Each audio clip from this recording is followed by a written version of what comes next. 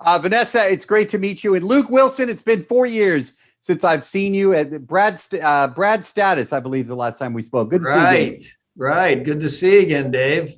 I don't have to tell you, Texas, football is king here. So I want to get your thoughts as a Texan yourself, getting to be a part of this inspiring movie. How do you feel? Well, it was great to get the chance to play. I mean, for me, I had to get over the hump of thinking about all my football coaches over the years watching me play a coach, because there were times when I had a little difficulty remembering plays. And so I had to kind of just think about like, okay, don't worry about all your coaches seeing this. You just got to focus on this part. But Vinessa and I had so much fun being in Texas to make a football movie. You know, it would be like, it's the equivalent of like being in Hawaii and making a surfing movie. It's like you're in the Mecca for football. Amen. My brother, that's such a great analogy. Vinessa, what inspires you about this story and being a part of this film? What inspires me about it is just the fact that these 12 Mighty Orphans really exist, and basically that the underdog story really exists, and that you can turn anything into, turn a dark thing into a bright thing. It's, all of these young men in this movie basically came from nothing and made something of themselves. And, and that's the American dream, right?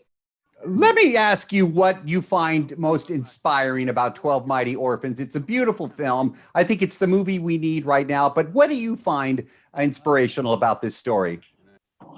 Well, just the very thing about these orphan boys, in this specific type of home, and how they came together and banded together to make a legitimate football team, because in Texas, football is the greatest game, and I agree, the greatest game ever invented is American football.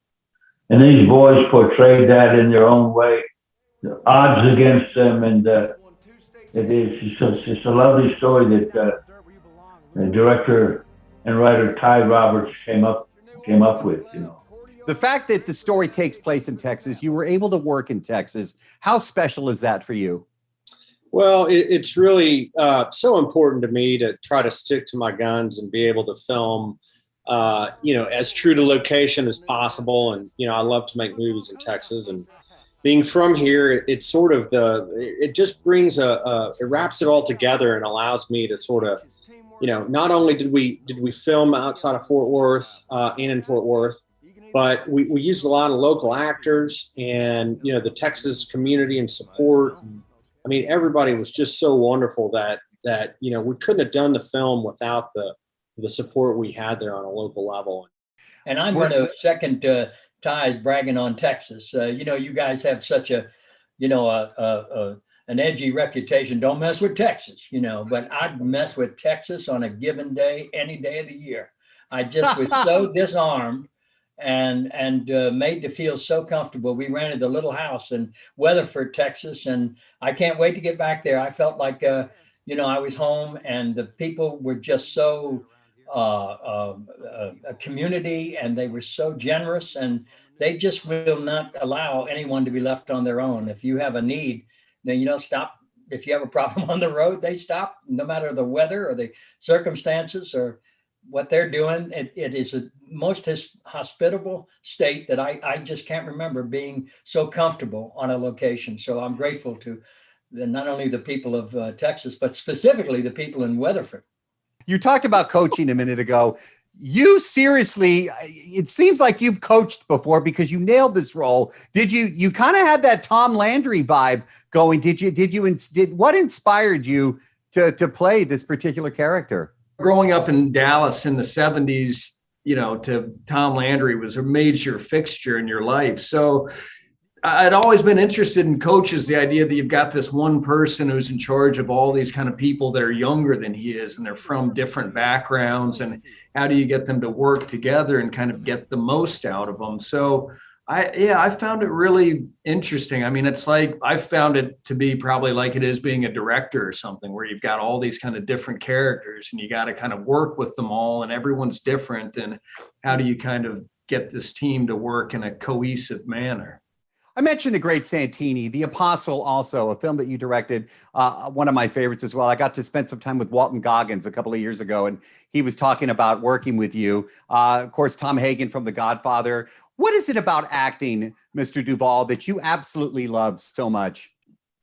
Well, it's to live in an imaginary set of circumstances and trying to make going from ink to behavior in an organized way. That's what it's about. And to tell a story, We're gonna have some fun. We're gonna close here. Ty, tell me what your favorite football team is. I think I know what it is, though. Oh, well, I'm a Texas Longhorn, tried and true through birth. I was a big Oilers fan growing up, though. Earl the Pearl was my inspiration. I actually wanted to be a fullback growing up, and reality hit hard. Let me tell you that, right in the head. Martin Sheen, I have to know your favorite football team. Notre Dame, the Fighting Irish. I love it. We're talking a football movie here. Mr. Duvall, what is your favorite football team? Clemson. Okay. In college football, there's Clemson with Dabo Sweeney. They've beaten Alabama 2 out of 3 times for the national title. And, we'll see what they can do this year. And I used to follow the Pittsburgh Steelers, but now I follow more individuals in the professional ranks. Teams that I never liked before necessarily, but I like the individual players. But in college, I like Clemson a lot. Mr. Duvall, thank you again. Truly an honor for me to speak with you today, sir. Thank you, sir. Nice to be here.